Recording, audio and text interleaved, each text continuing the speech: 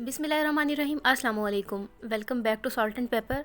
तो व्यूअर्स, आज मैं बनाने लगी हूँ बहुत ही मज़ेदार चिकन वाइट कढ़ाई। ये इतने मज़े की बनती है कि अगर आप इस रेसिपी को ट्राई करेंगे तो आप कभी भी रेस्टोरेंट से नहीं खाएंगे, घर पे हमेशा इसको बनाना प्रेफर करेंगे। और ये बहुत कम इंग्रेडिएंट्स के साथ और बहुत ईजीली बन जाती है और इसको बनाना बहुत आसान है। इसमें ना टमाटर का इस्तेमाल होता है, ना कोई एक्स्ट्रा मसाले ऐड होते हैं। तो चलिए आइए देखते हैं वाइट कढ़ाई कैसे बनाई जाती है। तो यहाँ वाइट कढ़ाई बनाने के लिए सबसे पहले हम लेंगे चिकन। ये 1 kg चिकन है और चिकन के पीसेस को हमने बिल्कुल नॉर्मल रखना है, ना पीसेस ज़्यादा छोटे हों और ना बड़े। इनको अच्छे तरीके से वॉश कर लेना है और बिल्कुल इसका पानी ड्राई कर लेना है। इसके बाद यहाँ एक पैन में हमने लेना है कुकिंग ऑयल, तकरीबन 1 से 1.5 कप। और जैसे ही ऑयल थोड़ा गर्म होगा तो इसमें हम शामिल कर देंगे 2 मीडियम साइज़ की स्लाइसिस में कटी हुई प्याज। 1 kg चिकन के लिए आपने 2 मीडियम साइज़ की प्याज लेनी है, ये बिल्कुल परफेक्ट रेशो रहेगी इसके लिए। अब इस प्याज को हम करेंगे फ्राई। अच्छा, वाइट कढ़ाई में आपने प्याज को बिल्कुल भी ब्राउन नहीं करना, हल्का सा भी ब्राउन नहीं करना, इसको बस इस तरह से ट्रांसपेरेंट करना है। अगर आप ब्राउन कर देंगे तो इसका कलर ख़राब हो जाएगा और बिल्कुल डार्क कलर की बनेगी। साथ ही फिर इसके बाद हम इसमें शामिल कर देंगे 1 टेबलस्पून भर के लहसुन अदरक का पेस्ट। लहसुन अदरक का पेस्ट भी आपने डाल के इतना फ्राई करना है कि जस्ट इसका कच्चापन दूर हो, बिल्कुल भी ब्राउन की तरफ ना जाइए। जैसे ही थोड़ा फ्राई होगा तो इसमें हम शामिल कर देंगे चिकन ऐड करने के बाद हमने इसको अच्छे तरीके से मिक्स कर लेना है और इसके बाद हमने इसको कवर कर देना है और इसको मीडियम टू लो फ्लेम पर तकरीबन 5 से 10 मिनट के लिए कुक करेंगे ताकि चिकन अपने ही पानी में थोड़ी गल जाए। तो यहाँ तकरीबन 30% तक चिकन इसी पानी में गल जाएगी और चिकन का कलर भी चेंज हो जाएगा।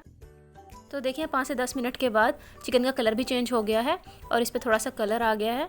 अब इसमें हम शामिल करेंगे यहाँ 2 प्याली दही। ये तकरीबन 1 पाव दही है।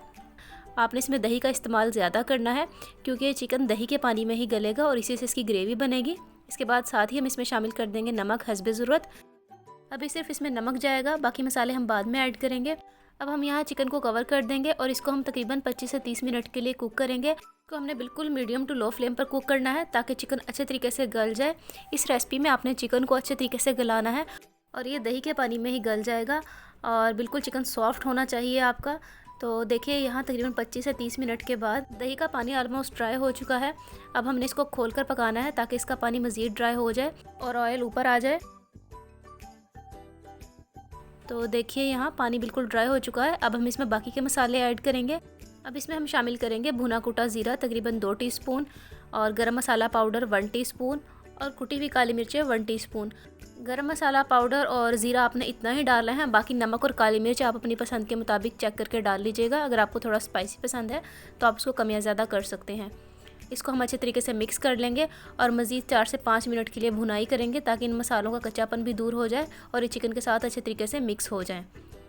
तो देखिए यहाँ तकरीबन 3 से 4 मिनट फ्राई करने के बाद ये अच्छे तरीके से फ्राई हो चुका है और मसालों का कलर भी निकल आया है। अब इसमें हम शामिल करेंगे जूलियन कट अदरक 2 टेबलस्पून और 4 से 5 हरी मिर्चें कटी हुई। हरी मिर्चें आप इसमें थोड़ी ज़्यादा ही इस्तेमाल करिएगा, इससे बहुत अच्छा टेस्ट आता है कढ़ाई में। 1 से 2 मिनट के लिए हम इसको मज़ीद फ्राई करेंगे। तो देखिए चिकन अच्छे तरीके से पक चुका है और इसकी भुनाई भी हो गई है। तो यहाँ सबसे पहले हम इसका फ्लेम ऑफ करेंगे। उसके बाद ही हम इसमें शामिल करेंगे फ्रेश क्रीम 1 पैकेट।